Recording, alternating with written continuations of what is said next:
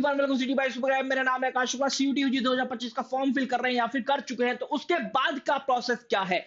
अब क्या होगा सीयूटी 2025 की फॉर्म फिल करने के बाद? क्या-क्या प्रोसेसेस है जो कि आपको फॉलो करने हैं? आपको पता है कि इस बार 2025 में प्रोसेसेस जो है वो एकदम चेंज हो चुके हैं। बहुत सारी चीजें नई इंट्रोड्यूस हुई हैं। इस बार आपने देखा कि एनटीए ने सीयूटी फॉर्म फिलिंग के दौरान क्या-क्या चेंजेस कर दिए। तो इट इज वेरी ऑब्वियस कि you can expect the changes in the upcoming sessions as well. जो भी आपके सेशन हो, चाहे आपके काउंसलिंग प्रोसेस का सेशन, चाहे आपका सीयूटी एग्जाम देने का हो, एंड ब्ला ब्ला ब्ला, बहुत सारी चीजें। तो इस वीडियो के माध्यम से जानने की कोशिश करेंगे कि अब जो है सीयूटी 2025 के फॉर्म फिलिंग के बाद क्या क्या प्रोसेस है जो कि आपको फॉलो करने हैं, क्या क्या डेट्स हैं जो कि आपको फॉलो करनी है। चलिए आपको बताता हूं। सबसे पहले आपको यह पता होगा कि सीयूटी फॉर्म फिल आपने कर दिया है, जहां पर आपसे इस बार यूनिवर्सिटी और कोर्सेज नहीं पूछे गए हैं। सबसे बड़ी विडंबना, सबसे बड़ी दुविधा बच्चों के लिए, सबसे बड़ा कंफ्यूजन बच्चों के लिए। क्योंकि भाई जब हम यूनिवर्सिटी और कोर्सेज फिल करते थे तो वहां पर एलिजिबिलिटी क्राइटेरिया लिखा आ जाता था। तो उस एलिजिबिलिटी क्राइटेरिया के माध्यम से मैं कम से कम ये तो ज्ञात कर पाता था कि यार मुझे कौन से सब्जेक्ट फिल करने हैं। इस बार तो बहुत बड़ी विडंबना है। सो गाइस, इस उसके लिए मैं आपके साथ हूं। कमेंट सेक्शन के अंदर बता देना क्या हेल्प आपको चाहिए।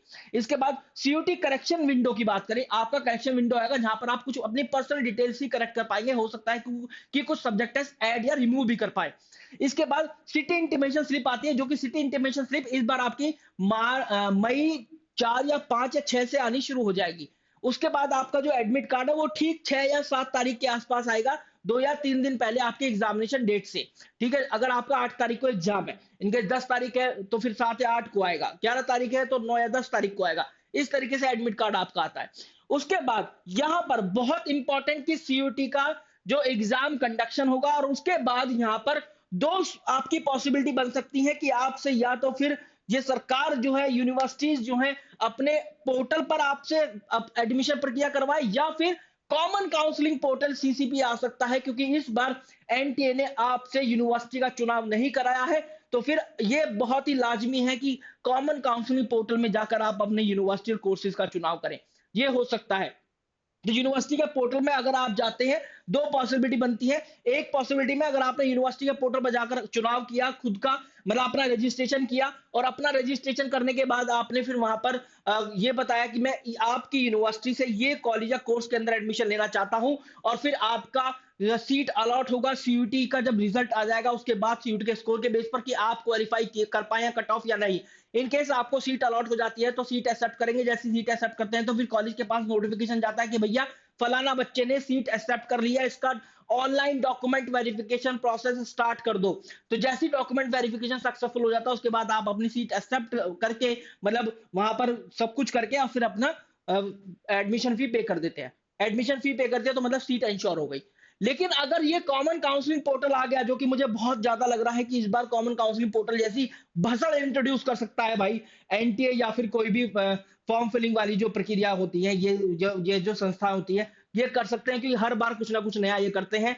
तो Mizoram university, university of Allahabad, Jawaharlal Nehru university, Banaras university और कश्मीर यूनिवर्सिटी, इनके लिए तो ऑलरेडी अनाउंस कर चुकी है संस्था कि भैया कॉमन काउंसलिंग पोर्टल होगा। लेकिन इस बार मुझे चांसेस लग रहे हैं कि और भी यूनिवर्सिटी इसके अंदर आ जाए, तो तैयार रहना। कॉमन काउंसलिंग पोर्टल में सबसे पहले आपको अपने आप को रजिस्टर करना होगा। काउंसलिंग प्रोसेस का हिस्सा बनने के लिए रजिस्टर करने के बाद आपको वहां पर यूनिवर्सिटीज और कोर्सेज का चुनाव करना होगा। फिर उसके बाद आपको उन कोर्सेज के लिए उस यूनिवर्सिटी के कौन कौन से कॉलेजेस में जाना है उसका चुनाव करना होगा। इस तरीके की प्रक्रिया हो सकती है। तो रजिस्टर योरसेल्फ, आपको चूज करना है कॉलेज ऑफ फैकल्टी। जैसे बनारस यूनिवर्सिटी में फैकल्टी आप चूज करते हैं, कॉलेजेस नहीं तो एंड कोर्सेज। इसके बाद आपको सीट अलॉटमेंट होता है ड्यूरिंग द काउंसलिंग प्रोसेस, और आप अपना वेरिफिकेशन कराते हैं, जो कि मैंने आपको बताया। सीट एक्सेप्ट करते हैं, वेरिफिकेशन हो जाता है आपका ऑनलाइन, और फिर आप अपना फी पेमेंट करके अपना एडमिशन ले लेते हैं। इस बार देखने वाली बात ये रहेगी कि ये जो मैं चेंजेस सोच रहा हूं, ये बड़े चेंजेस जो है इस बार आएंगे या नहीं। मुझे पूरे पूरे चांसेस लग रहे हैं, क्योंकि एनटीए ने अभी तक ये अनाउंस नहीं किया है, और एनटीए ने वो जो बड़ी प्रक्रिया होती थी जहां पर कॉलेज या कोर्सेज आपको चूज करने होते थे, सॉरी यूनिवर्सिटी कोर्सेज चूज करने होते थे, उसको हटा दिया है। Let's see what's going to happen, but so far in this video I hope ये समझ में आ गया होगा कि आप सीयूटी फॉर्म फिलिंग के बाद क्या। इन केस अगर आप सीयूटी यूजी एग्जाम की तैयारी कर रहे हैं, क्रैश कोर्स लेना चाहते हैं, क्रैश कोर्स के बारे में इंक्वायरी है, तो आप इस नंबर पर कॉल भी कर सकते हैं, 6363286363। आप इस पर कॉल कर सकते हैं and you can have an inquiry about the CUT crash course and CUT study material. Wish you a very good luck guys, thank you very much. Comment करना बिल्कुल भूलिएगा।